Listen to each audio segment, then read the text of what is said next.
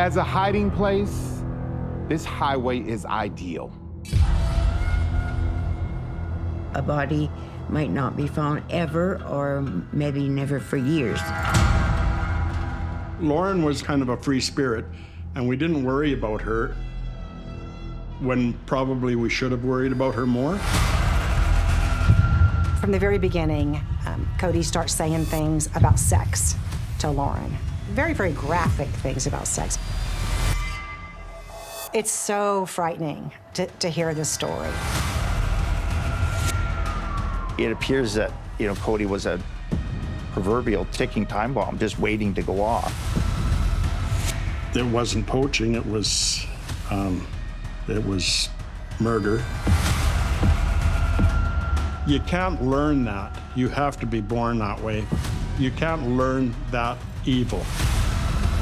But if one is already killed, then how many other victims may still be out there?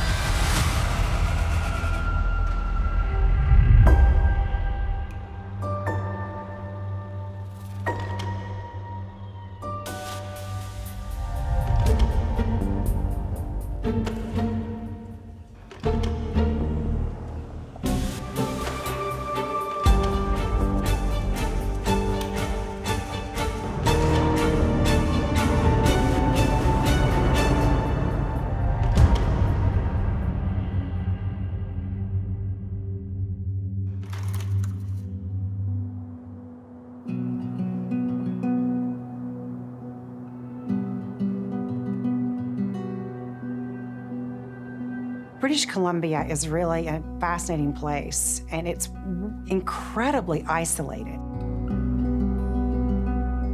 We're in the middle of a sea of trees. British Columbia is about 1.7 times the size of France. You'll have these little communities that for years didn't have running water or updated electricity. I go back a long way, and there were just small little villages. Even till I was 14, we traveled to town once a week by horse and buggy or horse and sleigh. Never heard of anyone go missing like this, never.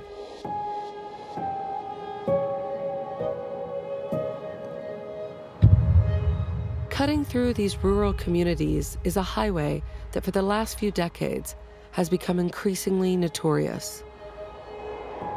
Highway 16, between Prince George and Prince Rupert. It is 725 kilometers long.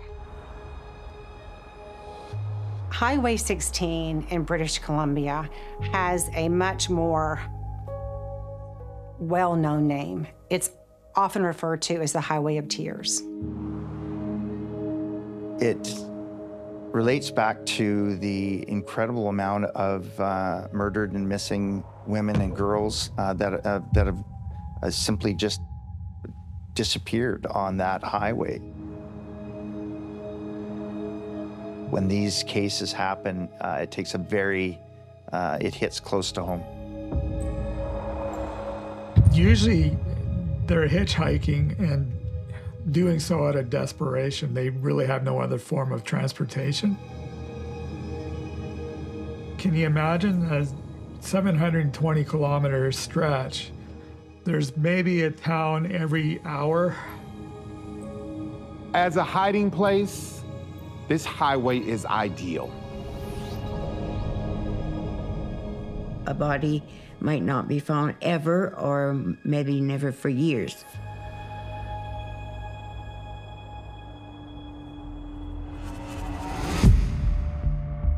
Fort St. James, a small village just off the Highway of Tears, is home to Cody Legebokoff. He's born in 1990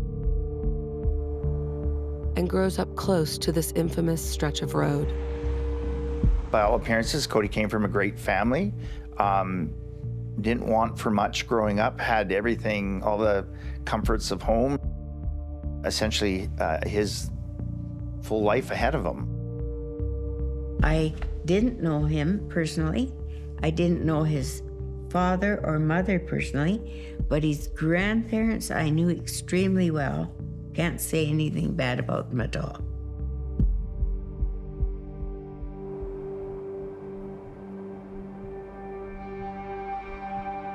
Legebokoff was, in some respects, a normal kid. He was a big kid, kind of an early bloomer in some ways.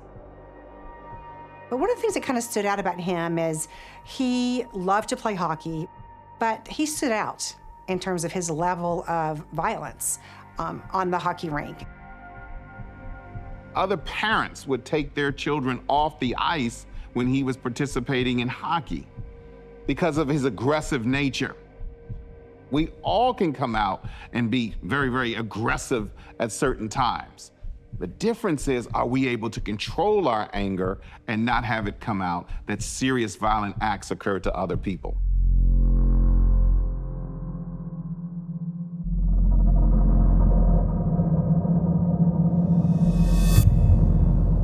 Here you have someone who's a deer hunter, and he is hunting the deer but maims them first and then goes with his hands to finish the deal of killing them. This is somebody who would literally beat a deer to death. The fact that he's a hunter doesn't surprise me, but the fact that he took pleasure in seeing those animals suffer, that's staggering, actually. It is a marker. It is a risk factor for violence against humans. And yet, in some respects, it was compartmentalized because he was very well liked and got along and had plenty of friends. I think the hardest part of all is anyone that knew him never suspected for a minute that any of this would have ever gone on. After graduating high school, Legebokoff moves 100 miles from rural Fort St. James to the city of Prince George. My name is Todd Doherty. I'm the Member of Parliament for Caribou, Prince George. We have a tremendous amount of First Nation communities in and around our area. Gradually over time, as our forestry industry has been decimated, we've seen a lot of economic hardship.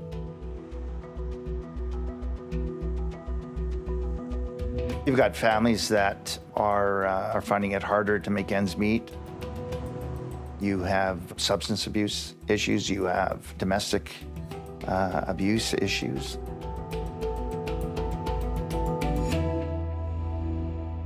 Kody gets a job as a mechanic, starts a relationship, and appears to quickly adapt to city life. If you want to find trouble, it's not difficult to find in Prince George. It can be a bit of a party town.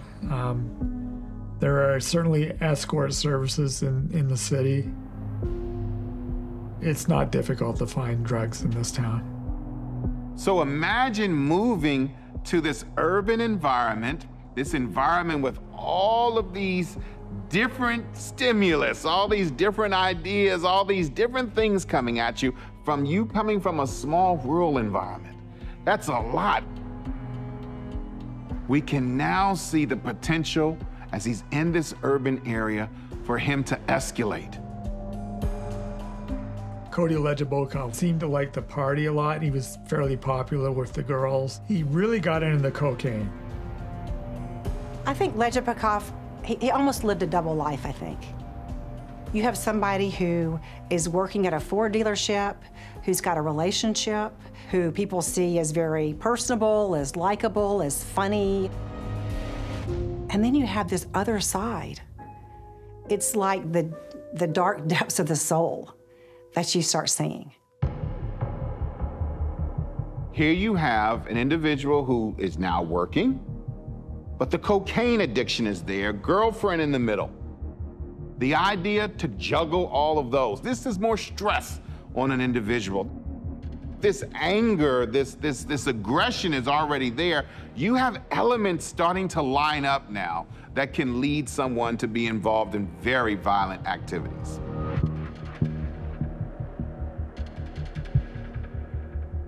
My name is Doug Leslie, and I am Lauren Dawn Leslie's father. From what I can understand, she did meet him online, and he went and picked her up. It's so frightening to hear this story.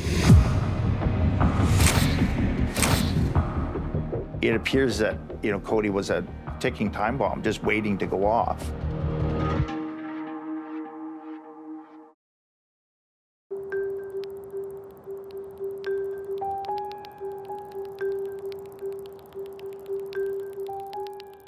Cody Legebokoff, now age 20, has a girlfriend and is working as a mechanic.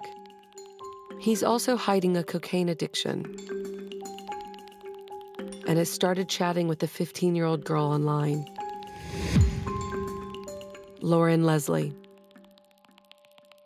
Lauren was special from day one. As she grew, she spent a lot of time at my house visiting. She was a unique girl, very unique girl. She was always awesome, very thoughtful. She had a vision problem. She was legally blind, but you'd really never know it by watching her because she never let on, and it never really slowed her down at all. When she was 4, she went to school with a little boy and liked this little boy. But when this boy was 9, he drowned in the lake. When it came to the day of the funeral, she wanted to sit with the parents, and she sat beside the mother and stroked her arm. And this is how unique, she's 9 years old. This is the unique little girl. Lauren Leslie is a very innocent 15-year-old girl. She meets this predator on a Canadian internet site called Nexopia. From the very beginning, it's clear that the agendas are very, very different. From the very beginning, Kody starts saying things about sex to Lauren. Very, very graphic things about sex. You can see that this makes Lauren very, very uncomfortable. And the way she handles that in their communication online is she tries to ignore it. And then she tries to kind of say to him, hey, that's not what I'm looking for. I'm looking for something different. It's just dramatic to see the differences in what these two people are saying.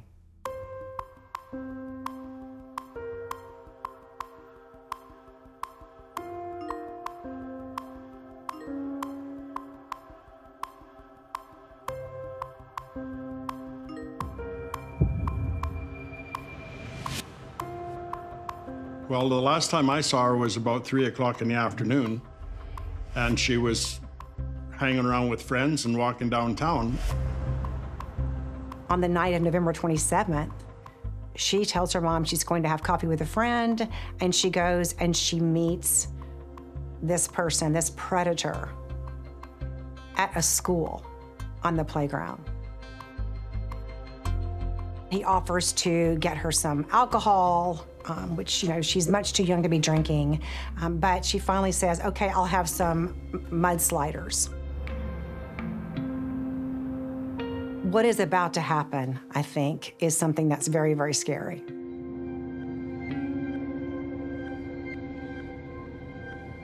There were 2 RCMP officers, one from the Prince George Detachment, one from the Vanderhoof Detachment, that were meeting on Highway 16 late at night.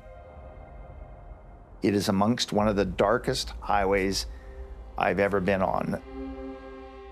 Just ahead of them, this truck pulls out of a isolated logging road and at a high rate of speed, kind of fishtailing down the road.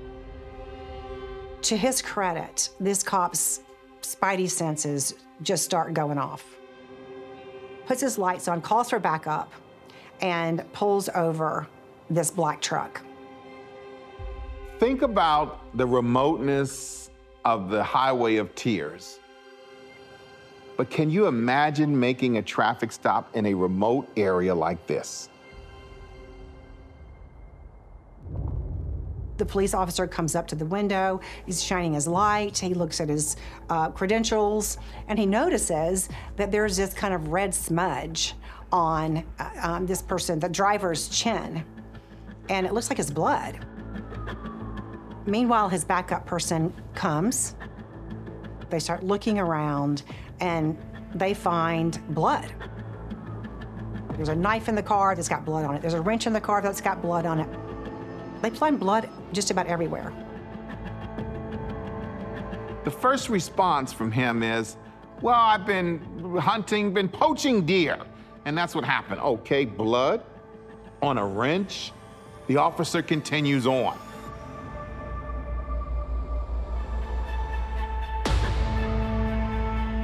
Even though the police don't at all believe Kody's story, they're gonna check it out.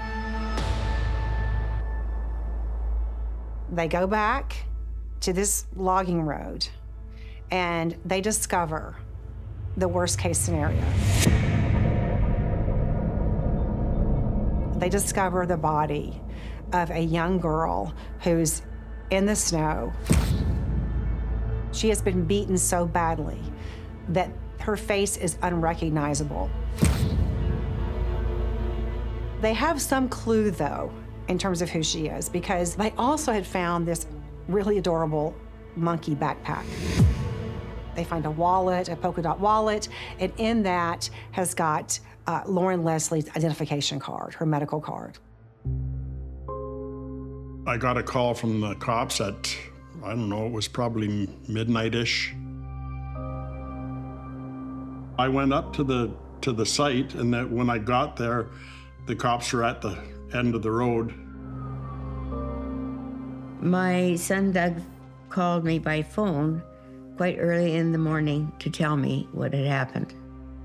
And it was devastating to hear that news. Lauren was so young, absolutely devastated that family, absolutely devastated that family in so many ways. I couldn't imagine what Lauren's last moments were like.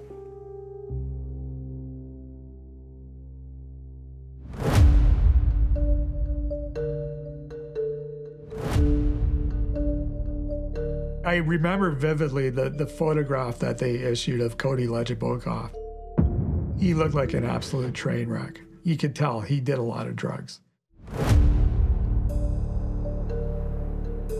I ended up in the police station in Vanderhoof, about 30 feet from Legebokoff. He was in the cell in the next couple of rooms over, and you know, I told the cop to let me in for 5 minutes, and I found out later on that that's all he could do to not let me in. But it was, you know, to have that 30 feet away from me at that time was pretty rough. This is somebody who was not out of control of his life. This was somebody who had a girlfriend. This was somebody who was holding down a job. So this is not somebody whose life is going off the rails because of their cocaine use. When you look at the premeditated and calculating way that this offender, that this predator, goes online, meets somebody, and that's not the kind of murder that you see with somebody who's psychotic because of some drug-fueled frenzy. Legebokoff is held in custody. His apartment is searched and he's swabbed for DNA as police begin preparing evidence for his trial. 12 months after Lauren's death, after examining new evidence, police contact Lauren's family with shocking news. About a year later, we got called in when they connected the dots and found out that he was, in fact, being charged with 3 more murders. It's unbelievable. He stumbled upon what turned out to be Canada's youngest serial killer. You never know what's going on in the house beside you. With this case, that's probably one of the most terrifying things.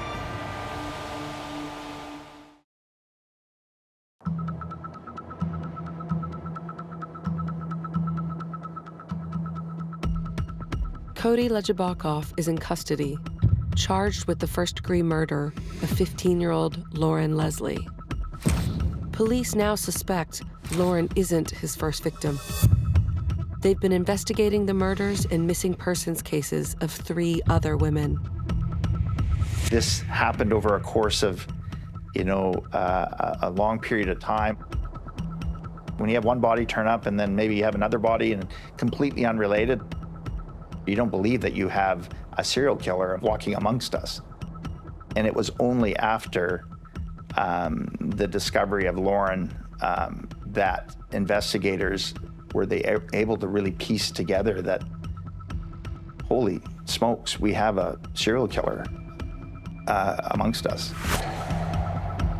The unsolved murders and missing person cases date back to over a year before Lauren Leslie was killed.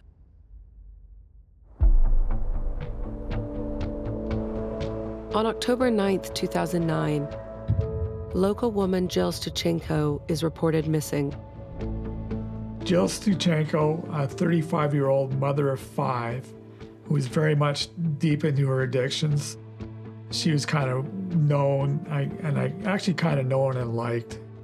She had friends who wanted to get the word out about her disappearance and of course, turned to us to get that word out.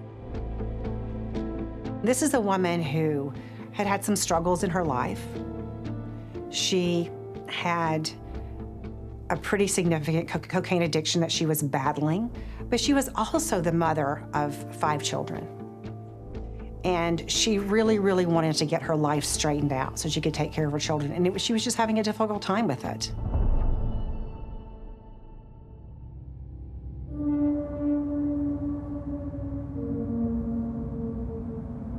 Stuchenko was found half buried in a gravel pit just outside Prince George. She had been completely mutilated. There was evidence that she had been beaten with a blunt object. She had been stabbed. There was evidence that she had been sexually assaulted. It was just an absolutely horrendous crime scene. Whenever they find a body, they do a lot of forensics. They just gather as much evidence as they can. They'll close the scene down for a day or so. By comparing DNA records from Jill Stuchenko to a stain found on Legebokoff's sofa, police now believe he is Jill's killer. This is Cody Legebokoff's first murder, at least first confirmed murder. Cody would often contact women who were sex workers. He also would get them to get crack cocaine for him. He seemed to have a pretty significant addiction around this time to crack cocaine. And so those both may have been in play in terms of when she came over to his apartment. We know that she died an absolutely horrendous, horrendous death based on autopsy results. The first murder was probably very opportunistic, and he found that, well, wait a second, I got away with this. And it was easy to do, and he had it in him. And that just fueled the passion to do more.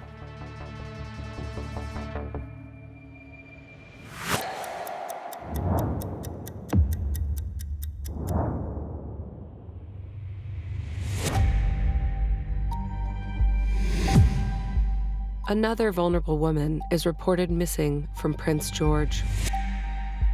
Natasha Montgomery was a girl from Quesnel, which is a small community, probably about an hour and a half drive south of Prince George.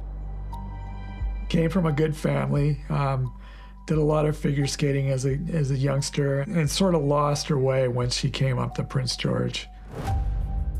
Natasha Montgomery was 23 years old. She had struggled with crack cocaine. That was kind of a monkey on her back that she had a really hard time getting rid of. She sometimes resorted to sex work as a way to supplement her income. So she was really somebody who was in a high-risk category. She was missing, and we, quite honestly, every couple of weeks somebody goes missing, and more often than not, they sort of resurface. but she hadn't resurfaced. Natasha Montgomery is still missing and presumed dead when Legebokoff is charged with Lauren's murder. Police find Natasha's DNA on Legebokoff's clothing and in various places in his apartment. They blue lighted it, and there was swabs everywhere. And it looked like he basically started chasing her from his bedroom into the kitchen and beat her to death. Now we have another victim that's linked to him because of DNA evidence found in his apartment. If we have Montgomery's body that has never been found, we just never know how many others are out there, whether it be on the Highway of Tears or some other place, that if one is already killed, then how many other victims may still be out there? There is 11 months between Kody's first murder and his second one. Is it possible that he did other murders during this time? It is. There certainly have been serial killers who have started out slowly and then ramped up. They did one year, one the next year, one 6 months later, and ramped up. So it's possible that he waited for a year. But it's also possible that there are other victims that we don't know about. It would be horrifying for parents to not be able to find their children, regardless of what has happened to them. You know, to not know anything would be very, very difficult.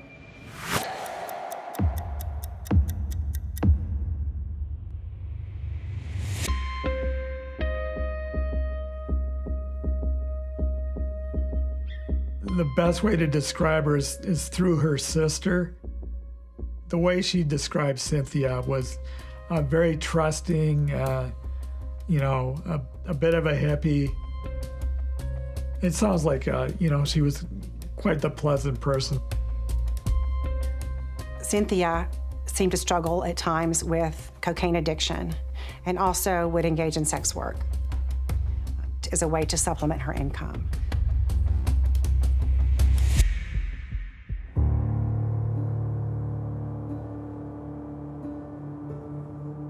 On September the 10th, 2010, Cynthia Moss was murdered, leaving behind one child to now be without a mom.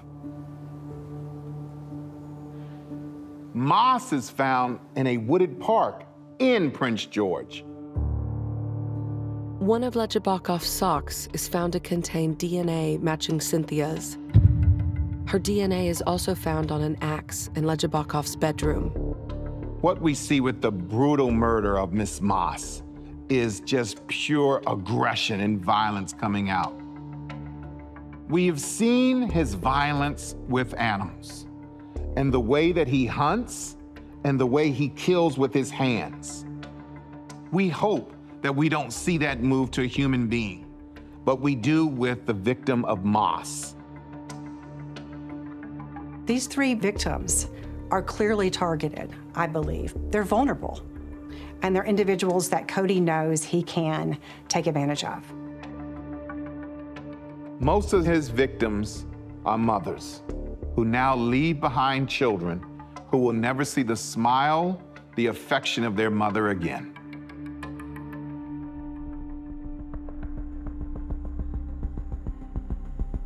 Legebokoff arranged to meet Lauren Leslie less than 3 months after murdering Cynthia Moss.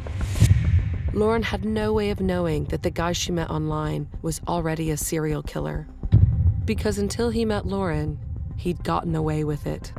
I'm certain that Cody Legebokoff was really counting on nobody finding Lauren Leslie's body.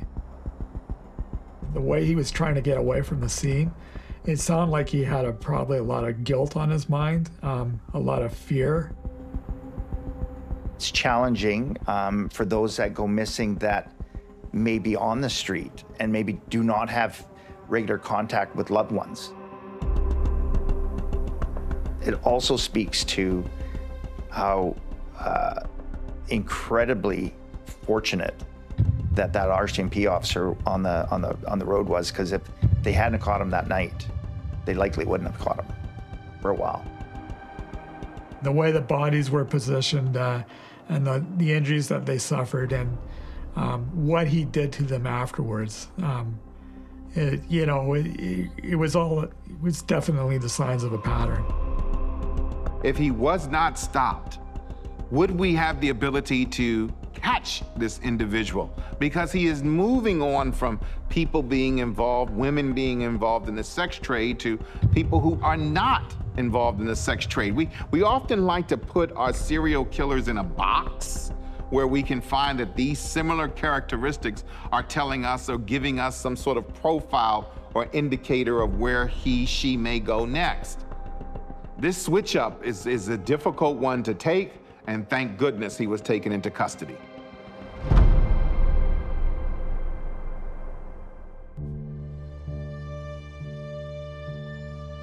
It's bittersweet because, I mean, it's terrible to have a child gone, but that she was a catalyst to stop him. That was the good part. One of the really impressive things about the story is that Lauren Leslie's family has said a couple of times that the one thing they've held on to is the fact that their daughter's murder prevented additional murders, and that has been somewhat comforting to them. And I am 100% sure that if they had not caught him at this point, he would have continued to murder until he was caught.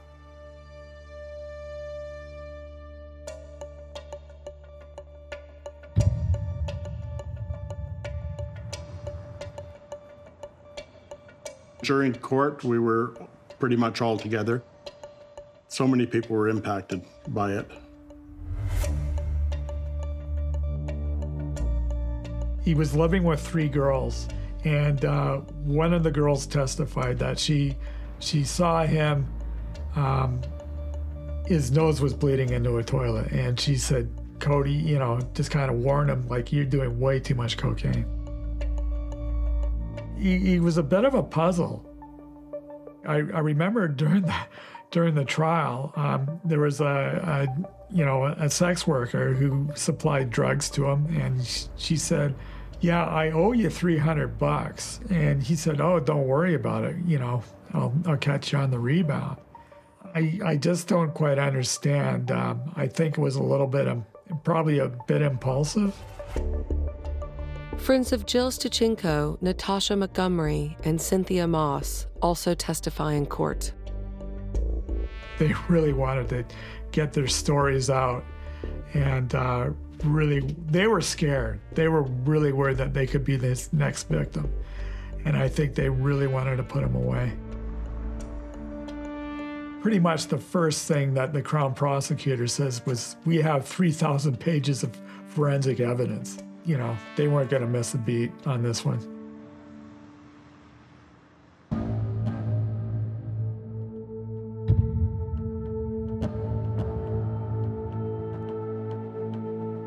He basically said,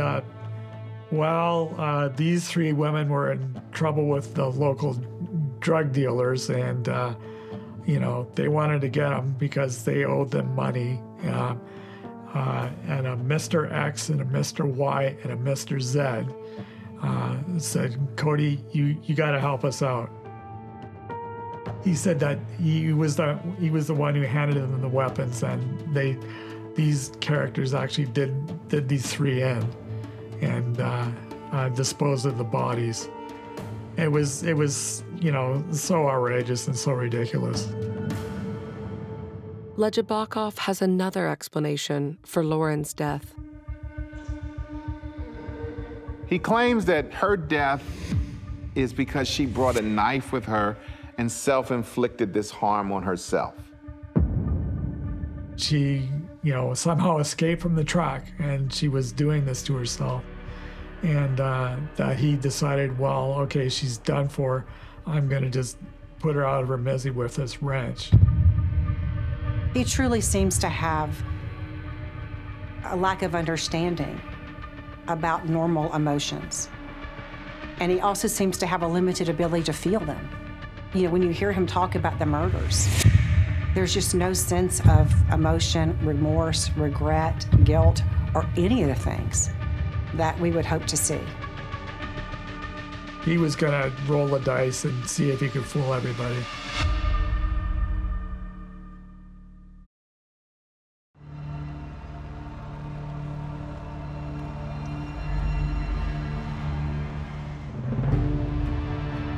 The jury are considering their verdict at Legebokoff's murder trial.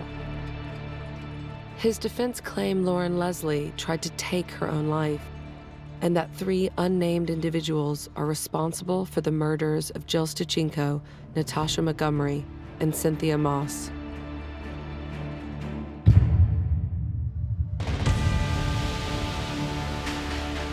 Legebokoff is convicted in September of 2014 of 4 counts of murder.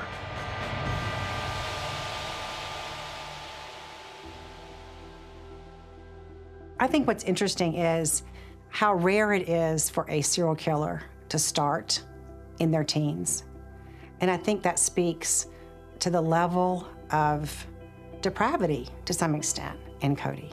About 14% of serial killers start in their teens. Remember, the brain does not fully form until about age 25. So he has the impulsivity of a teenager with the anger that's developed that usually doesn't make its way to criminal activity of this nature until one is in their late 20s or 30s, that shows itself in the aggressive nature of how these people were killed. I think that we often do tend to look primarily at circumstances, trauma, and those kinds of things. And I think it's easy to forget that there are people who seem to, for whatever reason, biologically, to seem to have something missing. And I do think that Kody is an example of that. I would say he was a predator. He preyed on the weak, he preyed on the most vulnerable, and he took full advantages of their disadvantages.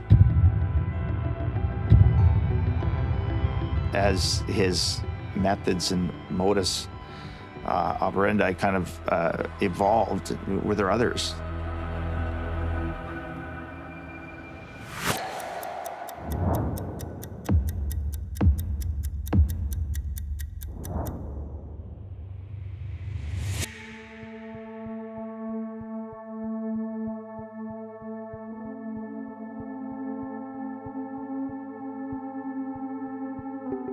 What they do is they give prisoners a bit of a faint hope as a way to make them behave themselves and kind of do the right things, and not be incorrigible and not make it difficult on the staff. It gives them that a bit of incentive and keeps them out of trouble. It seems he's following the rules, and therefore he is rewarded with being in a less secure prison. What that means, more privileges, a better environment. 25 years is a long time. Some people become institutionalized and follow the rules and make their way toward rehabilitation. Others take the time to simply say, let me go along with this, let me play the game, if you will, and do my time, and then go back to whatever.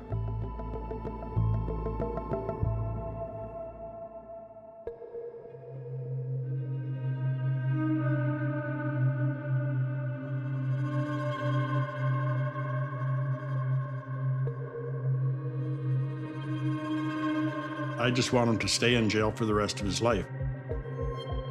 I'm working with MPs to try to get him back in maximum security where he belongs. I think a lot of people are very angry that this has happened just on principle. The whole turmoil that he caused these people. I've raised this in Parliament a number of times as Kody has gone through the system. How can Corrections Canada transfer this horrific killer, Canada's youngest serial killer? He's shown no signs of remorse. Still holds the information to the whereabouts of one of his victims. You know, when you speak with the victims' families, it's absolutely heartbreaking. And overwhelmingly, the question is, who fights for us? Where's our voice? You know, it's just, you can't help but get emotional and get drawn into it.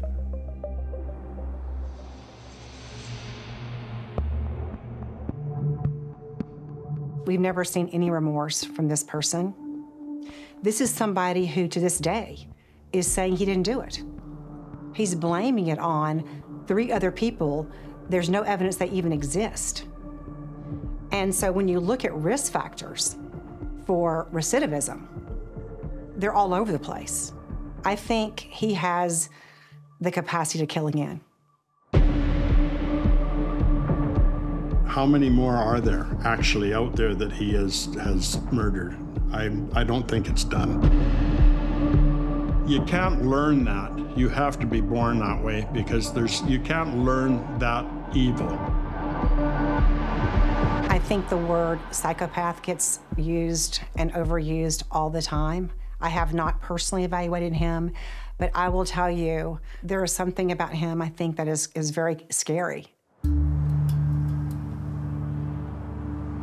We have so many people that seemingly just disappear in our neck of the woods, and there's lots of different theories as to what's happening with that. Did he use that as a cover? Did that motivate him? Did that fuel him to try it himself? That's something to ask Cody Legebokoff, and I don't think he'll ever tell that.